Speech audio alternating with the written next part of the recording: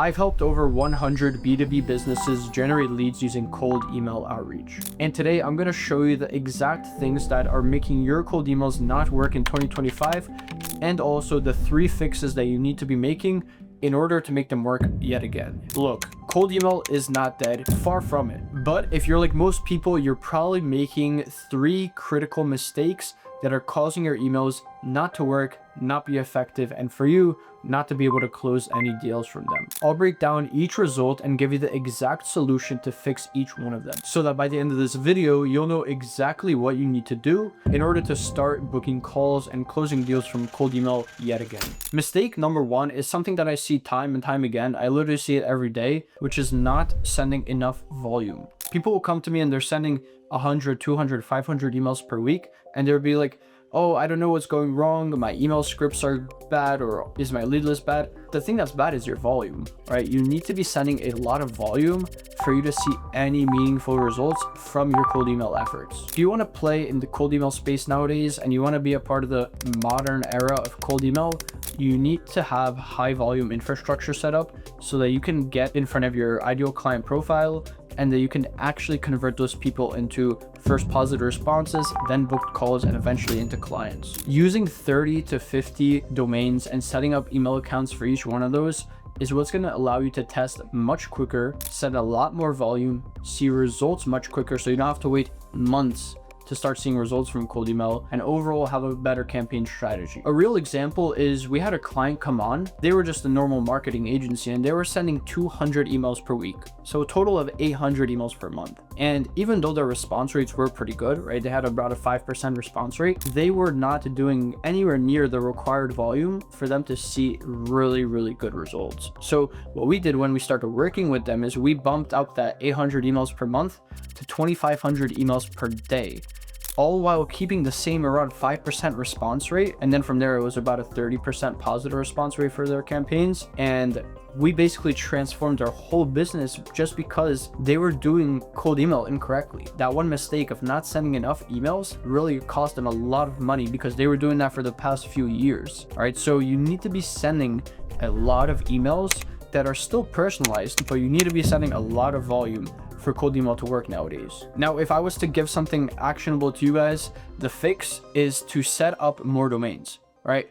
I would recommend a minimum of 50 email accounts, right? So that you can have at least around 1,200 emails per day going out, but ideally the more the better, right? Every few months, I continue to buy more email accounts, buy more domains, and set up more infrastructure. Currently, we're at around 1,500 emails for our agency, not including our clients. So I always recommend to just keep buying more infrastructure and always scale the amount of volume that you're sending. The second mistake that I see a lot of people making in cold email nowadays is not having a cold email centered offer, and also their offer just being weak and poorly positioned. What I mean by that is the same offer that you're going to sell to your warm leads, to your social media audience, to people on your email list, all those people that already know, like, and trust you, you can't sell that same thing to cold audience. For your cold leads, you need to have something that is very specific, something that has tangible results, something that people can clearly understand, and you can automatically hook them on the idea of working with you. You see, the thing is that cold email prospects, they don't know you,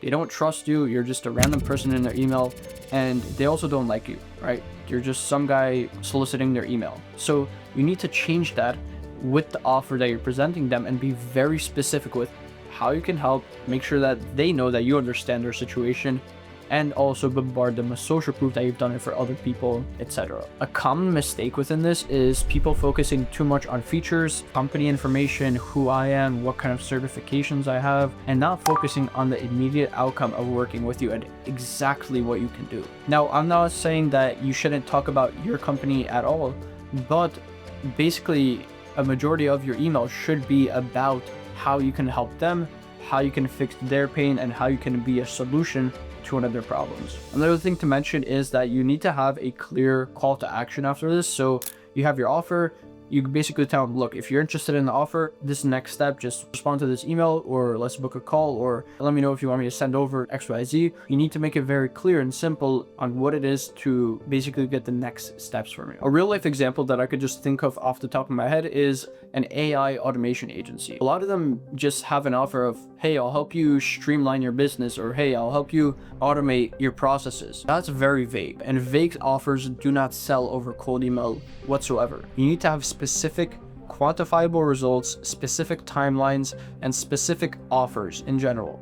You need to be able to show people exactly what you can do for them, and also with that, you also show them that you understand exactly where they are at, exactly their problems, and that you could fix them.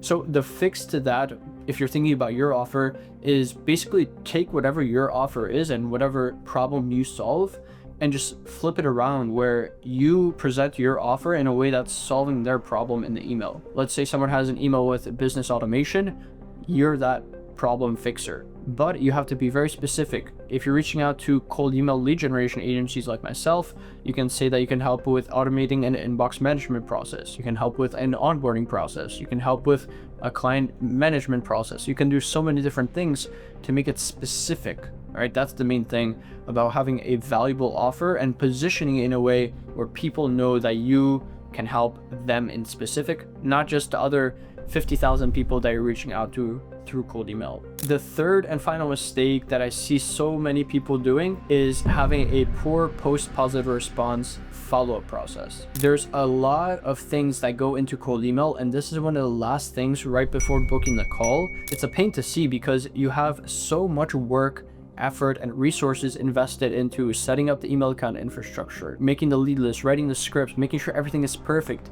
But once you actually get the whole thing that you were aiming for, which is a positive and interested lead, you kind of drop off there. So it's a shame to see because so many potential deals are lost once people actually are interested in learning more. So typically, and this might be you right now, you get a positive response, you respond back to them, and they're like, yeah, I'm booking a call, let's chat, or I want to learn some more info.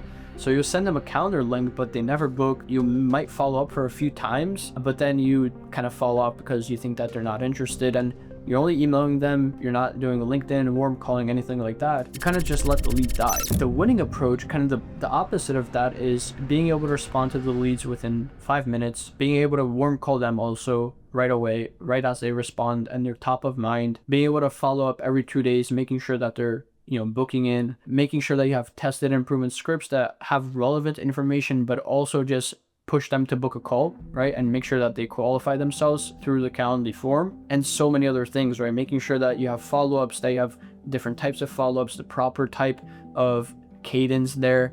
There's so many different things.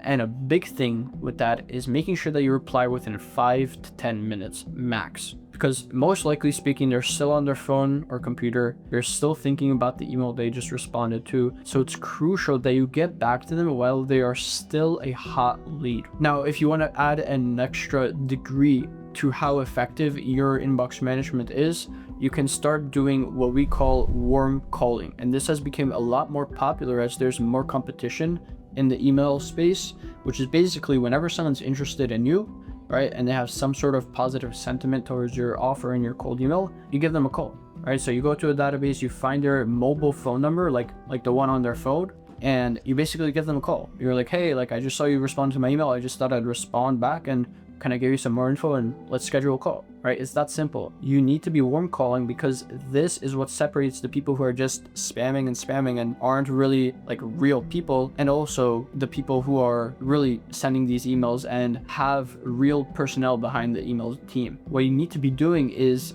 calling these people, showing them that you're a real person, and then booking in that call. It not only increases the amount of calls that you'll book, but it also increases show-up rate, which is huge with cold leads, and overall creates a better experience. So the fix to this is pretty simple. You don't have to have a complex inbox management system. All you need to do is have templates ready, is have some sort of notification go out, maybe hire a VA to make sure that he gets them within 5 to 10 minutes, and that's it. And make sure that you keep following up with the leads. If they're not going to buy now, they might buy in a month. If they're not going to buy in a month, they might buy in a few months. You need to follow up with these people, or you're leaving thousands, if not tens of thousands or hundreds of thousands of dollars on the table. Now, if you're watching this and you're like, Alex, like, I know what you're saying, but like, I don't really know how to implement these in reality, or if you just want some expert help on your cold email strategy from people who do this day in, day out for the past few years at this point, our team at Infinite Bookings can help you. We set up reliable and consistent cold email outreach acquisition systems for most B2B organizations. Our clients usually see anywhere from 10 to all the way to 30 qualified sales calls every single month with our cold email outreach strategy. If that sounds interesting, book a call with the link in the description, and it will analyze how we can help you understand your current situation and show you exactly how we can get you from your situation into a position where you're booking a lot more sales calls and closing a lot more deals from cold email outreach. Thanks for watching, and I'll see you in the next one. Bye-bye.